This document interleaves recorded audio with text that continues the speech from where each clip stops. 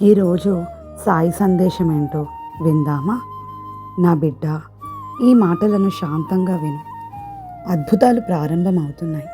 నీ జీవితంలో దివ్య మార్పులు మొదలవుతున్నాయి. నువ్వు ఈరోజు ఎదుర్కొంటున్న కష్టాలు, అడ్డంకులు, ఆందోళనలు ఇవి శాశ్వతం కాదు. ఇవి నీ జీవితాన్ని పరీక్షించే క్షణాలు మాత్రమే. ప్రతి కష్టానికి ఒక ముగింపు ఉంటుంది. ఆ ముగింపు ఇప్పుడు దగ్గరలోనే ఉన్నది. నేను నీతోనే ఉన్నాను. ప్రతి అడుగులోనూ నిన్ను గమనిస్తున్నాను. నీవు ఒంటరిగా ఉన్నావని ఎప్పుడూ భావించకు. నీ నిశ్శబ్ద ప్రార్థనలు నాకు చేరుతున్నాయి.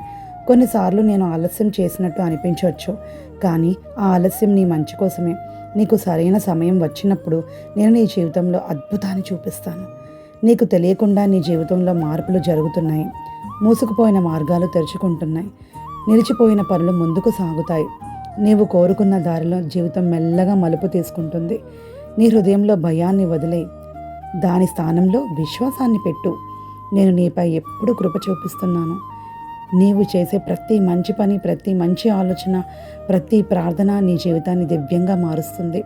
త్వరలో నీవు వెనక్కి చూసి అనుకుంటావు, బాబా నిజంగానే నా జీవితాన్ని మార్చారు. అద్భుతాలు ప్రారంభమవుతున్నాయి. ఆ అద్భుతాల వెనక నేను ఉన్నాను. శాంతంగా ఉండు, ధైర్యంగా ఉండు, నమ్మకంతో ముందుకు సాగు. నేను సాయి ఎప్పుడూ నీతోనే ఉన్నాను. జై సాయిరామ్.